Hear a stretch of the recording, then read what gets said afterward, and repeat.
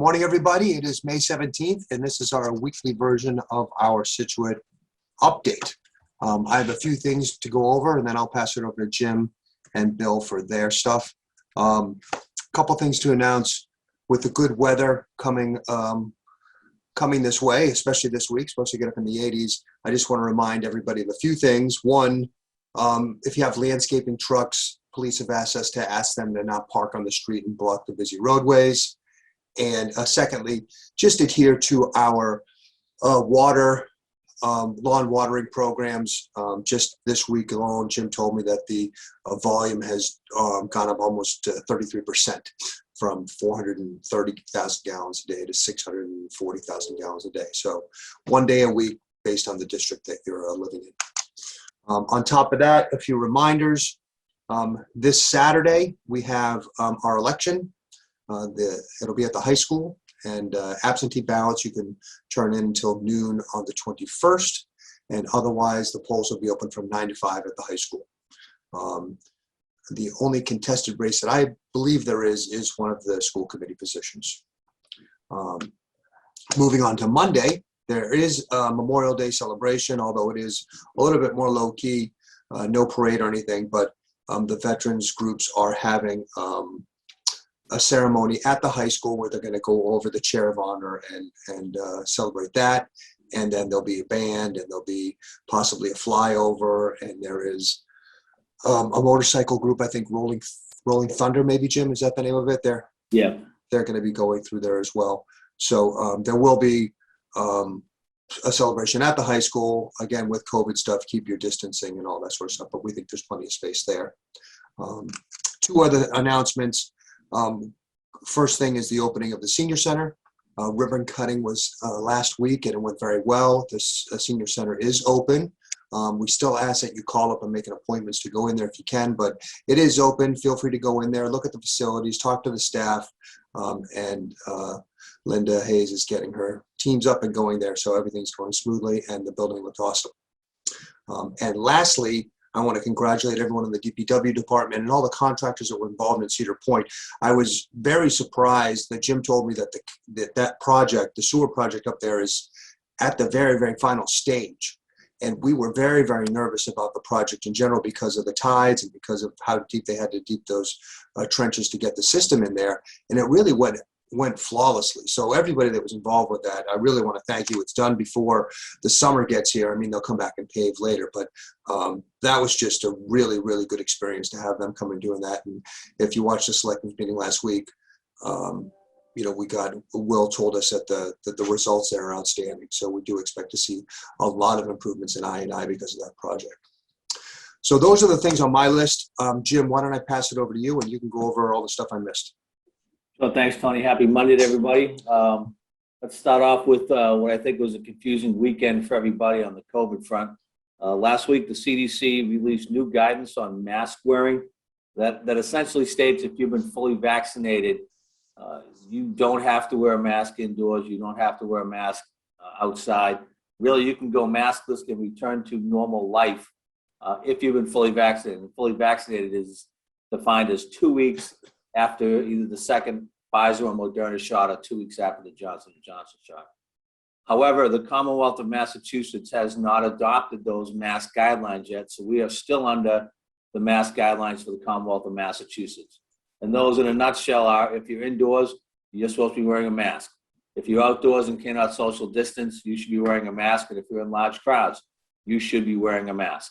The governor is expected to update those this week. I've not seen a schedule for him for his press conferences, but he's expected to make an announcement sometime this week on mask wearing. But until such time as he does, we are under the Commonwealth of Massachusetts mask guidelines and not the CDC guidelines. So you are still required to wear a mask per the mask guidelines. So please don't start going maskless until the governor tells you that Massachusetts is allowing you to do so.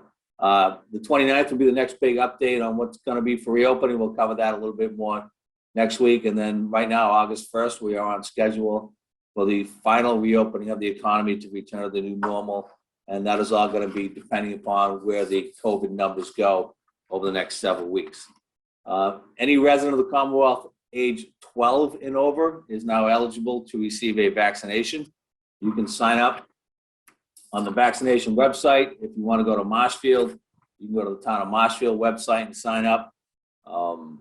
They are also taking drive-up appointments in Marshfield. You can go without an appointment.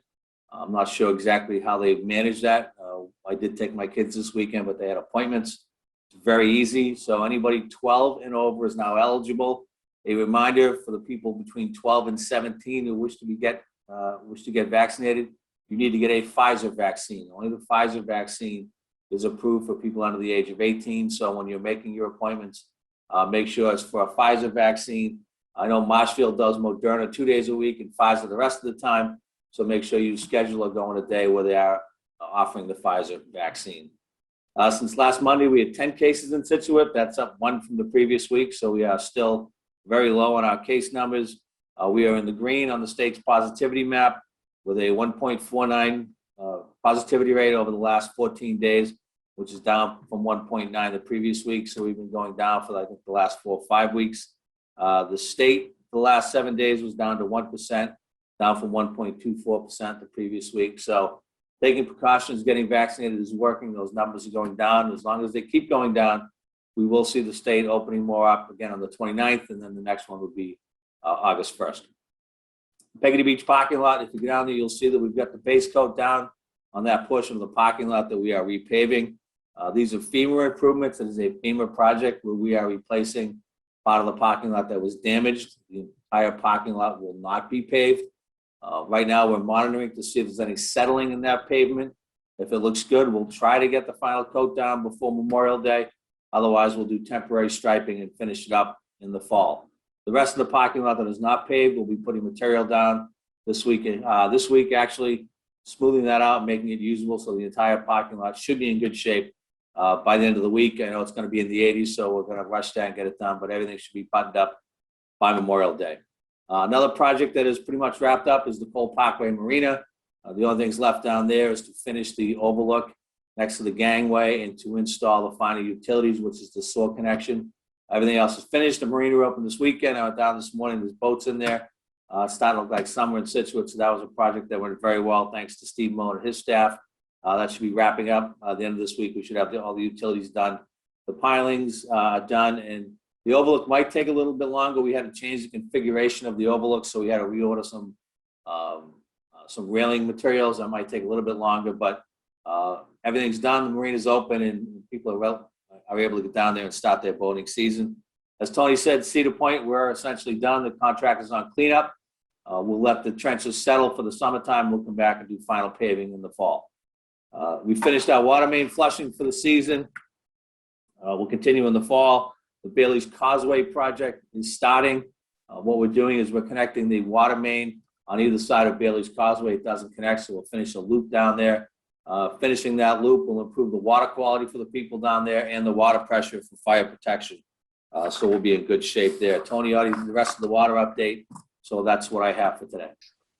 Bill, you're up. What's going on with the schools? Thank you, Mr. Vignani. So we'll start with our health/COVID update. Again, looking really good and trending, continuing to trend downward in the schools.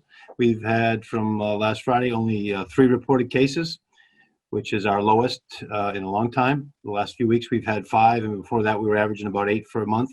So as you can see, we've gone down pretty steadily, and it's good to hear the town in green, and we're seeing our full return to school being handled very well with our mitigation strategies and people following the guidelines. So I'm very pleased to report that the numbers continue to trend downward in the school. I also want to reiterate Mr. Boudreau's emphasis on the availability of vaccines for our students 12 and older. Our school nurse leader, Kelly Roach, has done an excellent job, along with our other nurses, of sharing that information out in real time, pretty much as soon as we get the word out with our school community. So we'll continue to do that. Just wanted to give us some good news. As we talked about spring in the air in the town, there's a lot of excitement in the schools. Returning to our spring events, athletics, outdoor activities, classes moving outside, our tents are up, kids are eating outside.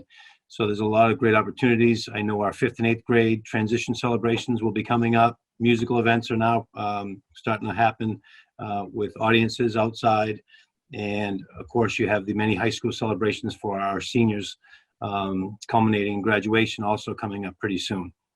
I just wanted to thank everybody for their hard work in getting to this point. It's been a long year. If you told me that by this time we'd have everyone back in school and returning to a lot of our normal celebrations involving parents and families, you know, I would have been very happy to hear that. So it's great that that's been realized. It hasn't been easy, but it certainly is much appreciated for all the school community and their patients, and a tribute to our hardworking and dedicated staff. So again, thank you all, and enjoy it. Enjoy these last few months. I know I will. And finally, I'm just going to end with a sailor shout out again, some more good news and some community spirit. And I'm going to help pronounce these names the best I can. Sharon Uxilin and Kristen Swan led a community banner project with painstaking attention to detail. They worked to identify 314 Scituate students to include graduates from a total of 15 schools, including our Scituate High School students. The local nonprofit Scituate Community Christmas was pleased to cover printing costs to celebrate the class of 2021. Families are encouraged to head down First Parish Road from Scituate High School toward the harbor and locate their child's name or student's name. Signs are hung in alphabetical order and feature the school colors. Many thanks to parent Katina Bentley for the graphic design and the parent volunteers who spent hours this week installing this showcase. If you share a photo on social media, please hashtag it Make a Difference to amplify the community effort. And again, just a real great community event. And I really liked how it wasn't just one high school. It was all of the seniors in all of the schools that they're representing in their school colors.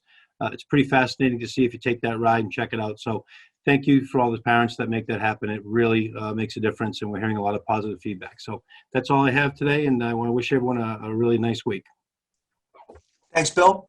And I want to thank Kristen and Sharon also for that. I was driving down there the other day, and took me a longer ride because I was reading all the names. So that was great. I love to see the PC High and all the other schools there as well. So thank you all.